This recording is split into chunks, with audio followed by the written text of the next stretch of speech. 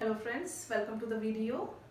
आज हम कॉन्स्टिट्यूशन का एक बहुत ही इम्पॉर्टेंट टॉपिक पढ़ेंगे और वो है सोर्स ऑफ इंडियन कॉन्स्टिट्यूशन या फिर भारतीय संविधान के जो स्रोत हैं। आपको पता ही है कि जो हमारा कॉन्स्टिट्यूशन है उसको बनाने के लिए कॉन्स्टिट्यूएंट असेंबली ने कई देशों के संविधान को रिव्यू किया, उसको पढ़ा और उनमें से उनको जो हमारे कंट्री में फिट बैठती हैं चीज़ें उन्होंने वहाँ से लिया है। तो आज हम यही पढ़ेंगे कि किस पर्टिकुलर कंट्री से हमारे कॉन्स्टिट्यूशन में क्या क्या चीज़ें ली गई हैं। ठीक है, एग्जाम पॉइंट ऑफ व्यू से ये बहुत ज़्यादा इंपॉर्टेंट है। एक ना एक क्वेश्चन डेफिनेटली इसमें से फंसता ही है हर एग्जाम में। So let's get started now. तो सबसे पहला ये है कि कहाँ से लिया गया किस कंट्री से। उसके पहले एक चीज़ ये देखते हैं कि जो कॉन्स्टिट्यूशन का जो सबसे मेन पार्ट है, सबसे बड़ा हिस्सा है, वो कहाँ से लिया गया। देखिए, जो सबसे बड़ा हिस्सा है कॉन्स्टिट्यूशन का वो किसी कंट्री से नहीं लिया गया, बल्कि हमारे यहाँ जो एक गवर्नमेंट ऑफ इंडिया एक्ट 1935 आया था ना, गवर्नमेंट ऑफ इंडिया एक्ट 1935 यानी कि भारत सरकार अधिनियम 1935 जो आया था, आपको पता था वो अपने आप में ही एक बहुत बड़ा डॉक्यूमेंट था ना, काफ़ी सारे पेजेस से, बहुत बल्कि था। तो हमारे जो कॉन्स्टिट्यूशन में कई सारी चीज़ें वहाँ से उठा के ले ली गई हैं ना, डायरेक्टली वहाँ से ले ली गई हैं, उस पर्टिकुलर एक्ट से ले ली गई हैं।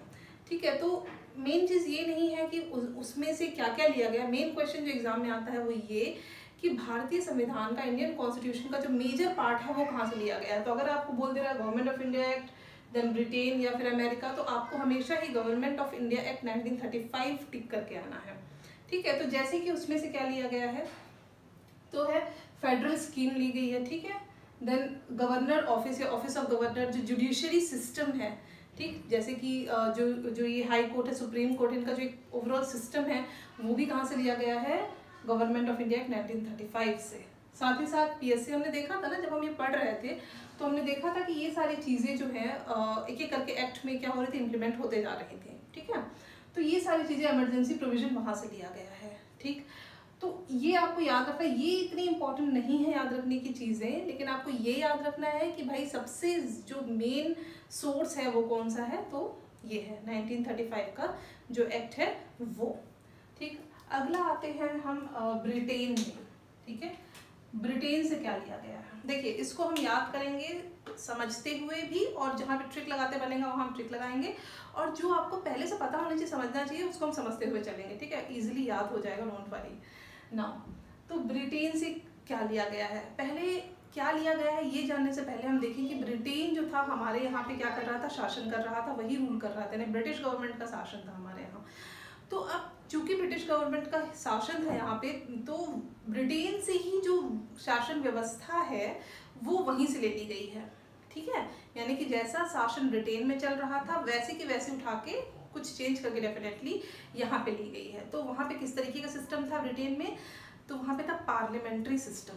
ठीक है, पार्लियामेंट्री फॉर्म ऑफ गवर्नमेंट था। देखिए, जब हम इसके पहले यूनिट्स पढ़ रहे थे तो हमने देखा था एक प्रेसिडेंशियल फॉर्म ऑफ गवर्नमेंट भी होता है, जो कि कहाँ है, अमेरिका में है, और ब्रिटेन में क्या था, पार्लियामेंट्री फॉर्म ऑफ गवर्नमेंट था। क्या अंतर था दोनों में, इसमें प्राइम मिनिस्टर हेड होते थे और प्रेसिडेंशियल में प्रेसिडेंट जो हेड होते थे। ठीक है, ऑल्दो हमारे यहाँ भी प्रेसिडेंट हेड हैं, लेकिन वो कॉन्स्टिट्यूशनल हेड हैं, है ना।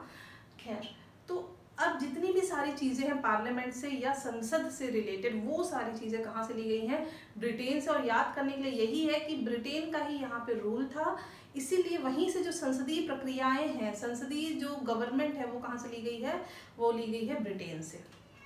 तो जैसे कि हम देखें, सबसे पहले पार्लियामेंट्री गवर्नमेंट। ठीक है, बिल्कुल आपको रटने की जरूरत नहीं है। देखिए, क्योंकि अगर आपको पता है ब्रिटेन का शासन था, तो और आपको एक बार ये समझ में आ गया है कि ब्रिटेन यहाँ रूल कर रहा था, तो उनकी ही जो रूलिंग वाली जो चीज़ें हैं वो यहाँ पे ली गई हैं। ठीक है, तो सबसे पहले है हमारे पास पार्लियामेंट्री गवर्नमेंट। ठीक, कहाँ से लिया गया पार्लियामेंट्री गवर्नमेंट, ब्रिटेन से। Then rule of law. ठीक है, पार्लियामेंट में क्या बनता है, आप इस तरीके से याद करिए कि वहाँ पे लॉज बनते हैं, पार्लियामेंट में लेजिस्लेचर होता है, वहाँ पे लॉ बनते हैं। तो rule of law, again legislative procedure, सारा कुछ पार्लियामेंट से रिलेटेड आप देखिए, है ना। तो पार्लियामेंट में मान लीजिए लेजिस्लेचर हो रहा है, इसको याद करने का तरीका, पार्लियामेंट में लेजिस्लेचर होता है, रूल बनता है, इसलिए यहाँ पे रूल ऑफ लॉ है। और कैबिनेट सिस्टम भी आपको पता है पार्लियामेंट का ही एक पार्ट है ना। जब गवर्नमेंट आएगी सिलेक्ट होकर, उसी में से कैबिनेट बनाई जाएगी, तो अगेन ये किससे रिलेटेड है, पार्लियामेंट से रिलेटेड है। बाईकैमरलिज्म, अगेन पार्लियामेंट से रिलेटेड है, 2 हाउसेस हैं, लोअर हाउस, अपर हाउस या लोकसभा और राज्यसभा, तो again it is related to the parliament. तो ये तो आपको बहुत इजीली याद हो जाना चाहिए। क्या क्या है हमारे पास, पार्लियामेंट्री गवर्नमेंट है, और पार्लियामेंट्री गवर्नमेंट में लेजिस्लेटिव सिस्टम है, यानी कि वहाँ पे लॉज बनेंगे, इसलिए रूल ऑफ लॉ है, ठीक है। फिर अब पार्लियामेंट में कैबिनेट सिस्टम होता है, और यहाँ पे पार्लियामेंट के 2 हाउसेस हैं, लोअर हाउस और अपर हाउस, इसलिए बाइकैमरलिज्म। तो इतना सब कुछ तो पार्लियामेंट से रिलेटेड है, और पार्लियामेंट से रिलेटेड जो चीज़ें हैं वो कहाँ की हैं, ब्रिटेन की है, ये आपको याद रखना है। एक और चीज़ जो आपको याद रखना है अलग से है, वो है सिंगल सिटीजनशिप। तो ब्रिटेन से ही क्या ले लिया गया है, सिंगल सिटीजनशिप। कहाँ से ले लिया गया है, ब्रिटेन से, है ना, जो थोड़ा सा अलग है। बाकी सारी चीज़ें आपको अपने आप ही पता चलेंगी, जो भी संसदीय चीज़ें हैं, जो भी पार्लियामेंट्री चीज़ें हैं, all are coming under Britain, ठीक है। सो ये आपको इजीली याद हो जाएगा। नेक्स्ट देखते हैं, अब हमारे पास है यूएस कॉन्स्टिट्यूशन, यानी कि जो अमेरिका का कॉन्स्टिट्यूशन है, यूनाइटेड स्टेट का कॉन्स्टिट्यूशन है, वहाँ से क्या लिया गया है। देखिए, इसको याद करने के लिए आप सबसे पहले ये इमेजिन करिए कि जब हम सोचते हैं कि वर्ल्ड में सबसे पावरफुल कंट्री कौन सी है, तो जनरली हमारे दिमाग में अमेरिका का ही नाम आता है। तो आप ये 2 चीज़ों को पकड़ के चलिए, अमेरिका और पावर, ठीक है। America is a powerful country, America and power, और इससे ही आप ये सारा कुछ क्या कर सकते हैं, रिलेट कर सकते हैं, है ना। तो अब देखिए, इसको हमने वहाँ से क्या क्या लिया है, तो हमने लिया है फंडामेंटल राइट्स। तो हमारे जो मूल अधिकार हैं, फंडामेंटल राइट हैं, वो कहाँ से लिए गए हैं, अमेरिका से लिए गए हैं। अब इसको समझिए, ये सिर्फ एक मैं ट्रिक बता रही हूँ ताकि आप उसको रिलेट करके याद कर सकें। अब अगर आपको फंडामेंटल राइट दिया जा रहा है, तभी एक पर्सन का डेवलपमेंट होगा, तभी वो पावरफुल होगा। आपको पता है कि फंडामेंटल राइट एक इंडिविजुअल के डेवलपमेंट के लिए कितने ज़रूरी हैं, ठीक है। तो आप उसको यूँ समझिए कि फंडामेंटल राइट अगर है, तभी एक इंडिविजुअल का डेवलपमेंट होगा और पावरफुल बनेगा, ठीक। अब सारी चीज़ें आप यहाँ पावर से रिलेटेड करिए। तो अगर कोई पावरफुल है तो वो क्या कर सकता है, प्रेसिडेंट को इम्पीच कर सकता है ना। इसको आप अदरवाइज सेंस में नहीं लीजिए, जो मैं सिर्फ ट्रिक बता रही हूँ उसको फॉलो करिए। तो अब देखिए, पावर है तो इम्पीचमेंट ऑफ पावर, मतलब इम्पीचमेंट ऑफ प्रेसिडेंट, प्रेसिडेंट को रिमूव करने का पावर, ठीक है। प्रेसिडेंट को रिमूव करने का पावर, हिंदी में कहें तो महाभियोग जो होता है हमारे राष्ट्रपति जी का, वो, ठीक है। तो ये भी पावर से रिलेटेड, भाई अगर पावर है तभी आप उनको रिमूव कर सकते हैं। अगेन, हाई कोर्ट और सुप्रीम कोर्ट के जजेस, अगर पावर है तभी आप उनको अपनी पोस्ट से हटा सकते हैं, यानी कि फंडामेंटल राइट्स हैं तो आपके पास पावर है, आपके पास पावर है तो आप प्रेसिडेंट को हटा सकते हैं, आपके पास पावर है तो आप हाई कोर्ट और सुप्रीम कोर्ट के जजेस को भी हटा सकते हैं। Again related to power. Now ये हो गया। अब उसके बाद यहाँ पे कोर्ट की पावर के बारे में बताया गया है। तो इंडिपेंडेंस जुडिशरी है और जुडिशियल रिव्यू है, ये 2 चीज़ें भी हमने कहाँ से ली है, अमेरिका के कॉन्स्टिट्यूशन से ली है, ठीक है। इंडिपेंडेंस जुडिशरी मतलब कि हमारे यहाँ जुडिशरी सिस्टम को क्या किया गया है, इंडिपेंडेंट रखा गया है, यानी कि सरकार का या किसी और बॉडी का जुडिशरी सिस्टम पे कोई असर ना हो, वो प्रभावित ना कर सके, ऐसा सिस्टम हमारे रखा गया। वो कहाँ से लिया गया है, अमेरिका से लिया गया है। और साथ ही साथ इस जुडिशरी सिस्टम के कारण ही हमारे जो कोर्ट है, उनके पास एक ऐसा पावर है कि जो पार्लियामेंट में जो कुछ भी हो रहा है, यानी कि अगर मान लीजिए हाउसेस में कुछ लॉ बनाया जा रहा है, तो कॉन्स्टिट्यूशन उसको रिव्यू करके बता सकता है कि ये कॉन्स्टिट्यूशन के तहत है या नहीं है। मतलब इतनी पावर है सुप्रीम कोर्ट में कि वो ये बता सके कि भाई आपने जो लॉ बनाया है, लेजिस्लेट किया है, वो सही है या नहीं है, ठीक है। आप जाके जो हाउस में लॉ बने उसको भी चैलेंज कर सकता है सुप्रीम कोर्ट। तो ये क्या है, उसकी पावर ही है। तो ठीक है, अब आप फिर से याद करिए इसको, किस तरीके से रिवाइज कर लीजिए फटाफट। अमेरिका क्या याद आता है, बहुत पावरफुल है। पावरफुल है तो आपको पावर कैसे मिलेगी, अगर आपके पास फंडामेंटल राइट्स हैं तो आप पावरफुल बन जाएंगे। पावरफुल बन गए तो आप इम्पीचमेंट ऑफ प्रेसिडेंट को हटा सकते हैं, सुप्रीम कोर्ट और हाई कोर्ट के जजेस को हटाने की भी आपको पावर मिल गई, ठीक है। इसके अलावा यहाँ पे जब सुप्रीम कोर्ट और हाई कोर्ट के जज की बात आई है तो हम जुडिशरी की बात करेंगे, और जुडिशरी में सुप्रीम कोर्ट में स्पेशली इतना पावर है कि वो जो पार्लियामेंट में लॉ बने हैं उसको वो रिव्यू कर सकता है, ठीक है। और साथ ही साथ जो हमारा जो जुडिशरी है वो इंडिपेंडेंट है। क्यों इंडिपेंडेंट है, क्योंकि हम उसको पावरफुल बनाना चाहते हैं, किसी से प्रभावित ना हो। तो जितनी भी चीज़ें यहाँ पावर से रिलेटेड हैं वो किस में है, अमेरिका में, ठीक है। तो आप इसको इस ट्रिक से याद रखिएगा, America and power. Now will move to the next one. अगला है आयरलैंड से, ठीक है। आयरलैंड से हमारे यहाँ क्या क्या लिया गया है, तो हमारे यहाँ लिया गया है election of president, nomination of member of Rajya Sabha and directive principle of state policy. तो आयरलैंड से क्या क्या लिया है, आयरिश कॉन्स्टिट्यूशन से क्या क्या लिया गया, उसके लिए आप छोटी सी कहानी सुनिए, ठीक है। 2 भाई 2 दोस्त हैं, ठीक है। एक ने कहा आ यार कुछ लैंड खरीदते हैं, कुछ लैंड लेते हैं, आ यार लैंड लेते हैं। आ यार से आप आयर करिए और लैंड यानी कि ज़मीन, ठीक है। तो उसने कहा आ यार कुछ लैंड लेते हैं, लैंड मतलब एक काफ़ी बड़ा लैंड ले रहे हैं, ठीक है। अब वो लैंड कितना बड़ा है, एक स्टेट के बराबर है आप मान लीजिए, ठीक। तो इन्होंने आयरलैंड, दो फ्रेंड्स ने एक लैंड लिया, आयर लैंड लेते हैं। अब वो बहुत बड़ा लैंड है, एक स्टेट है समझिए। अब उसको चलाने के लिए इनको क्या चाहिए, कोई तो वहाँ का हेड होना चाहिए। तो कौन होगा वहाँ पे हेड, प्रेसिडेंट होंगे हेड, ठीक है। तो चूंकि प्रेसिडेंट वहाँ पे हेड होंगे, ठीक है, समझिए इस चीज़ को, तो इनको क्या करना पड़ेगा, पहले एक इलेक्शन कराना पड़ेगा प्रेसिडेंट का। इसीलिए जो इलेक्शन ऑफ प्रेसिडेंट है वो कहाँ से लिया गया है, आयरलैंड से, ठीक है। अब भाई इलेक्शन ऑफ प्रेसिडेंट हो गया, प्रेसिडेंट तो आ गए, लेकिन इनके अलावा भी सिर्फ अकेले तो प्रेसिडेंट एक स्टेट को नहीं चला सकते ना, तो उनको कोई तो सपोर्टिव मेंबर्स चाहिए। तो अब इन्होंने, प्रेसिडेंट ने क्या किया, नॉमिनेशन किया, किसका, राज्यसभा के मेंबर्स का, ठीक है। तो नॉमिनेशन ऑफ मेंबर भी आ गया इसमें, ठीक है। देखिए आपको पता है कि प्रेसिडेंट के पास ये पावर है कि वो राज्यसभा में 12 मेंबर्स को नॉमिनेट कर सकते हैं, ठीक। तो आप कैसे रखेंगे, आई लैंड, लैंड क्या, लैंड मतलब कि स्टेट समझिए, और स्टेट ही क्या होता है, राज्य, ठीक है। लैंड यानी कि आप स्टेट याद रखिए, और स्टेट क्या होता है, राज्य होता है। तो इसी से आपका ये जो है बहुत इजीली याद हो जाएगा। तो देखिए जब हमने लैंड खरीदा तो लैंड के लिए कोई रूल करने के लिए प्रेसिडेंट चाहिए, इसलिए हमने इलेक्शन ऑफ प्रेसिडेंट कराया।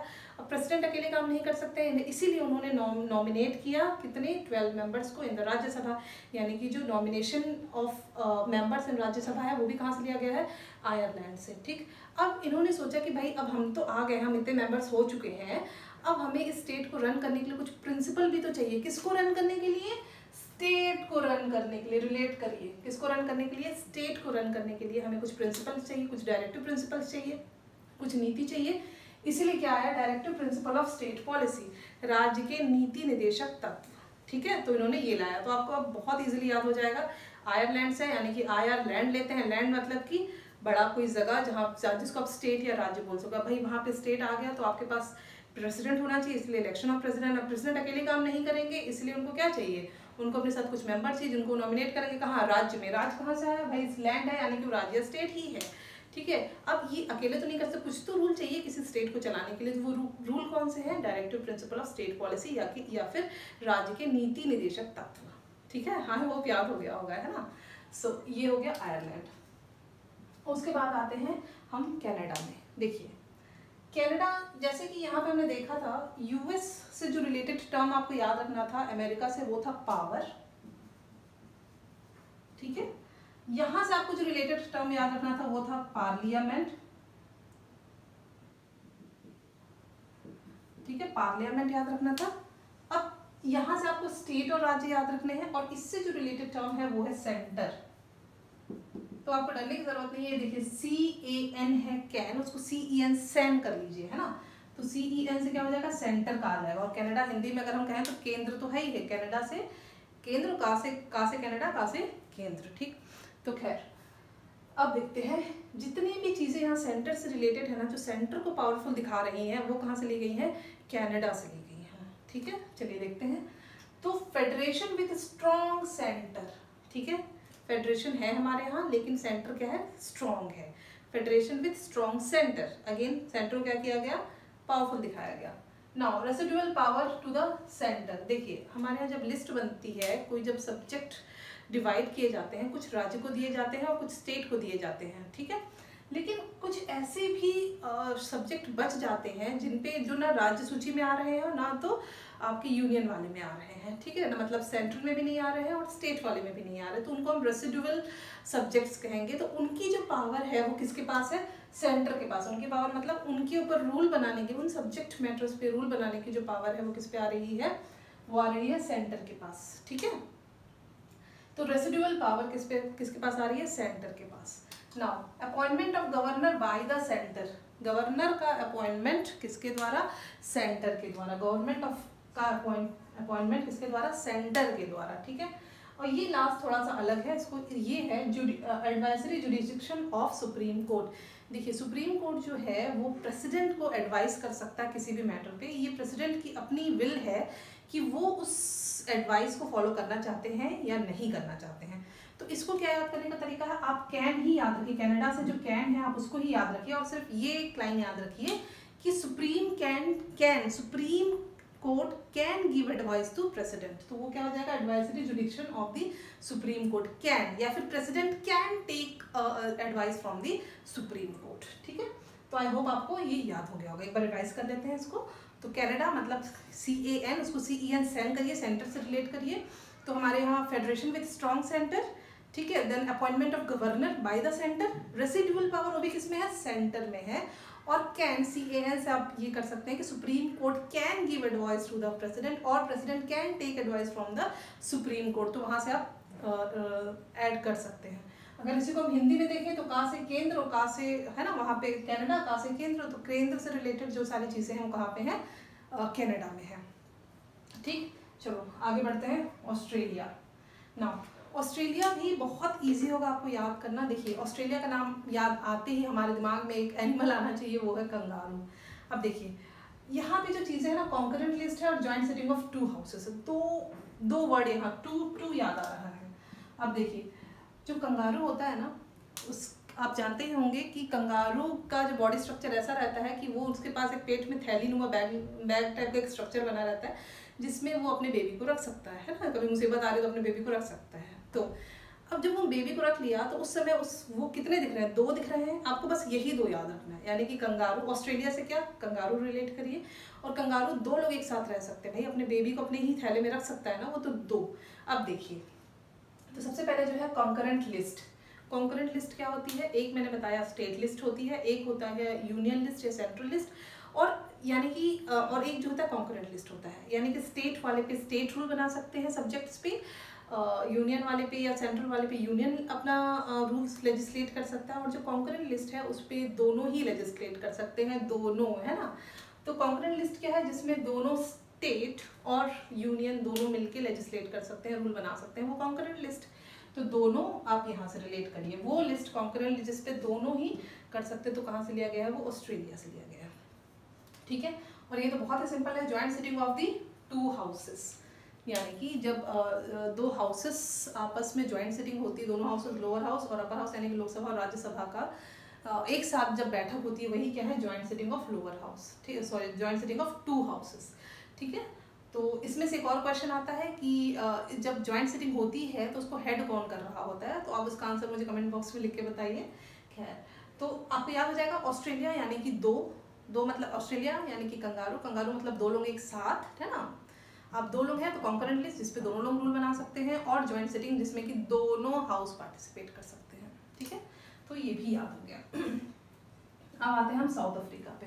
देखिए अब इसको याद करने का ट्रिक ऐसा है कुछ कि आप किसी साउथ अफ्रीकन पर्सन से पूछ रहे हैं कि भाई आप कहाँ रहते हो, तो उसने बताया मैं अफ्रीका में रहता हूँ। ठीक है, क्या बताया उसने कि मैं अफ्रीका में रहता हूँ। ठीक है, फिर उसने कहा नहीं मैं साउथ अफ्रीका में रहता हूँ। ठीक है, तो उसने अपने आंसर को क्या किया, अमेंड किया, चेंज किया, संशोधित किया, है ना। तो इसीलिए जो कॉन्स्टिट्यूशन का अमेंडमेंट है, अमेंडमेंट ऑफ कॉन्स्टिट्यूशन, वो कहाँ से लिया गया, बहुत इंपॉर्टेंट है ये। कॉन्स्टिट्यूशन ऑफ अमेंडमेंट कहाँ से लिया गया है, साउथ अफ्रीका से लिया गया है। ठीक है, तो बहुत इजीली याद हो जाएगा। भाई आपने किसी पर्सन से पूछा, उसने कहा कि मैं साउथ अफ्रीका में रहता हूँ, फिर उसने अपने आंसर को अमेंड किया, नहीं मैं अफ्रीका में नहीं रहता हूँ, मैं साउथ अफ्रीका में रहता हूँ। अमेंड किया, चेंज किया, संशोधित किया, इसीलिए कॉन्स्टिट्यूशन अमेंडमेंट वहाँ से लिया गया है। एक और चीज़ आप याद रख सकते हैं, वो है election of member of Rajya Sabha. Rajya Sabha के मेंबर का जो इलेक्शन है वो भी कहाँ से लिया गया है, साउथ अफ्रीका से ही लिया गया है। ठीक है, तो election of member of Rajya Sabha, देखिए यहाँ पे जो था हमने क्या देखा था, वो था नॉमिनेशन, नामांकित कर रहे थे। वहाँ पे प्रेसिडेंट 12 लोगों को राज्यसभा में नामांकित कर रहे थे, कहाँ से लिया गया था, आयरलैंड से लिया गया था। लेकिन यहाँ पे जो क्या हो रहा है कि वो इलेक्शन डायरेक्टली हो रहा है राज्यसभा में, वो किसका, साउथ अफ्रीका का। Now we will see what, Germany.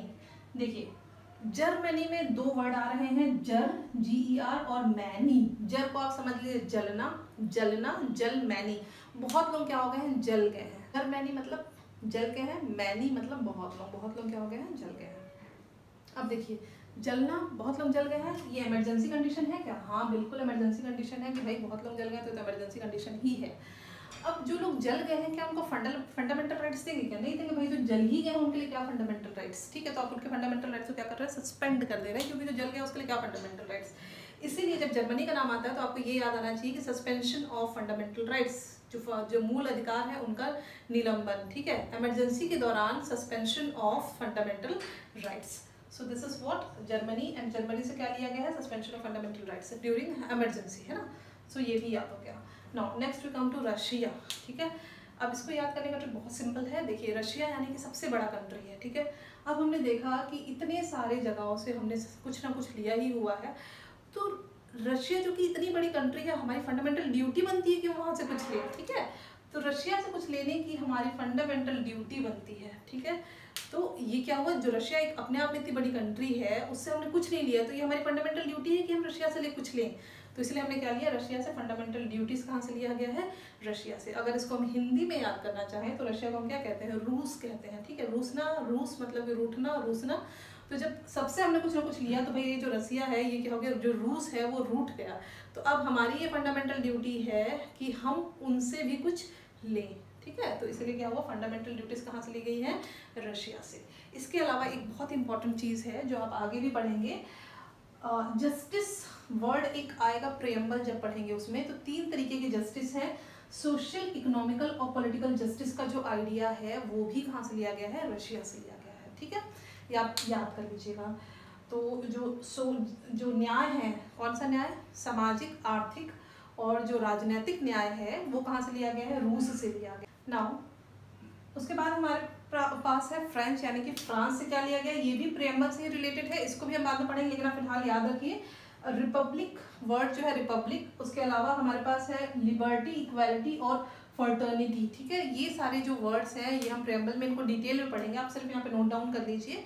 इसको भी कहाँ से लिया गया, फ्रांस से, इन शब्दों को फ्रांस से लिया गया है, ठीक है। नाउ लास्ट बचा है जापान, तो वहाँ से क्या लिया गया है, प्रोसीजर एस्टैब्लिश्ड बाय लॉ।